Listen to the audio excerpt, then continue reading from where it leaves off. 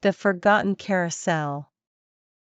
The last gasp of sunlight played across the metal of the forgotten carousel, lending it a wistful glow.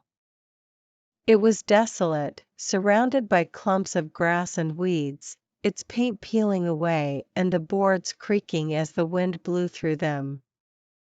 It looked like a forgotten relic of a childhood which had been loved and enjoyed.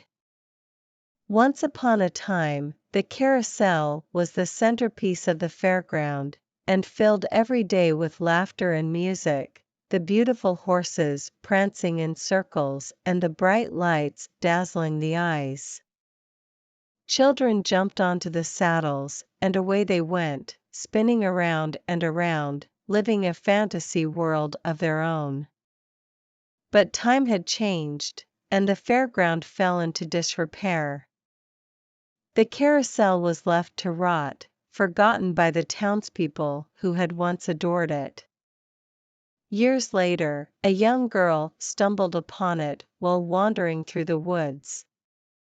She stood in the middle of the carousel, mesmerized by its beauty as the splintered paint shimmered in the sunlight. She stepped inside one of the old carriages, feeling its creaking wooden boards beneath her feet. Slowly, she pulled herself onto one of the horses, and before she knew it, the horse was prancing around in circles, the music of its calliope bell playing in her ears and the old carousel coming to life once more. The girl felt a wave of joy as she spun around, letting the carousel take her away. She felt like she was part of a forgotten past, one which she had never experienced, but which she would always remember and treasure.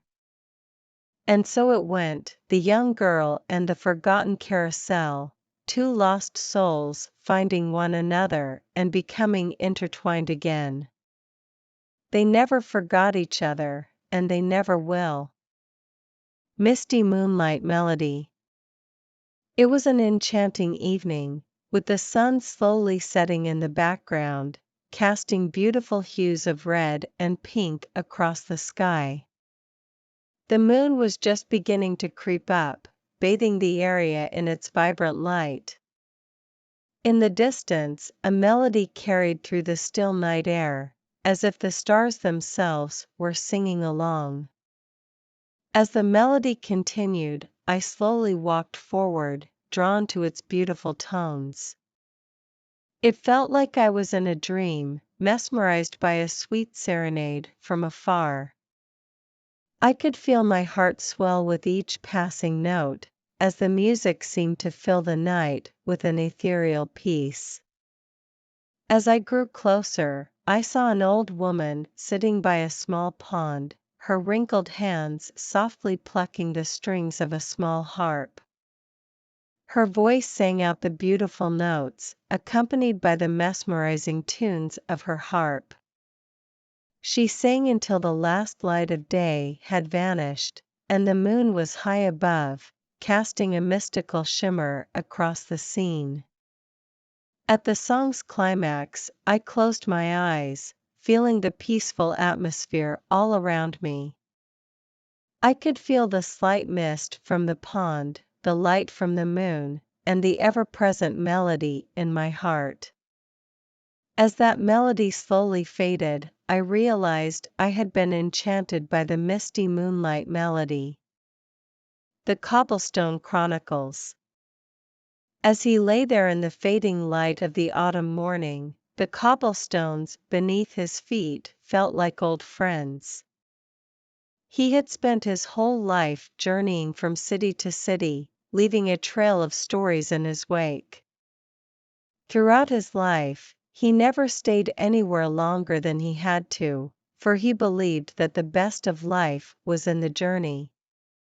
He was an explorer, looking for some magical connection hidden in between the cobblestones of the roads and pathways he had passed by.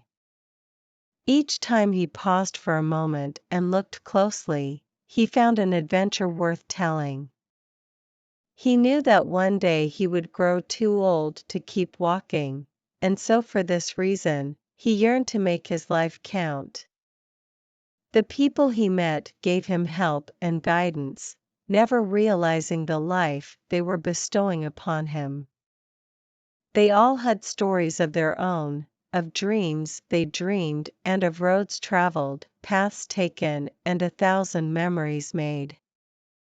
As he continued his journey, he collected the broken pieces of these tales and wove them all into the fabric of his own story. The cobblestones continuously reminded him of this cyclical life he had created, reflecting back his own journey through the prism of time.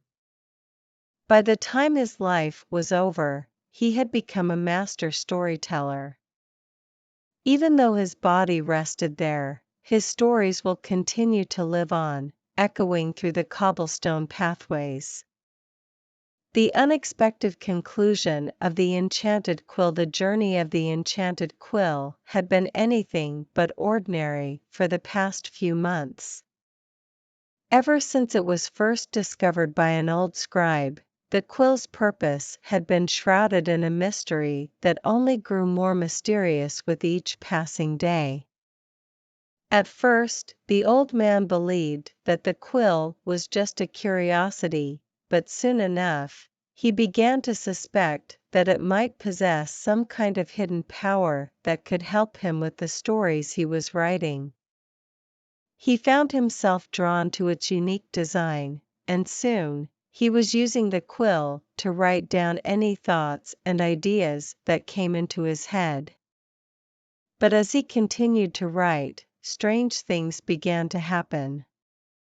Whenever he wrote with the quill, the stories he created seemed to come to life. He could not explain it, but even he had to admit that the stories were extraordinary. They seemed to possess a power that made them real.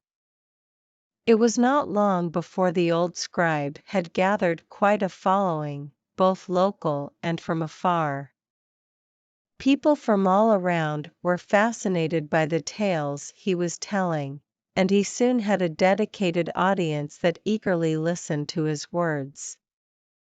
The quill had become a source of great power and even greater fascination, but at the same time, it was a source of fear and trepidation. People began to whisper about what might happen if the wielder of the quill ever decided to misuse its power, or worse, if the stories it wrote ever came true. The old scribe had mixed feelings about the quill. While he was pleased that it had brought him fame and attention, he was worried about what it might do to the world if its power ever got out of hand. He had to find a way to keep the quill under control, to ensure that its power was only ever used for good. And so, after much thought and deliberation, he finally decided upon a plan. He knew the only way to keep the power of the quill in check was to destroy it. With a heavy heart, he slowly and carefully crafted a magical charm, which, when activated, would make the quill's powers go away forever. On the fateful day when the spell was cast, everyone in the village gathered to witness it. With a wave of his hand, the old scribe set the spell in motion, and before long, the quill that had once made dreams come true was gone forever.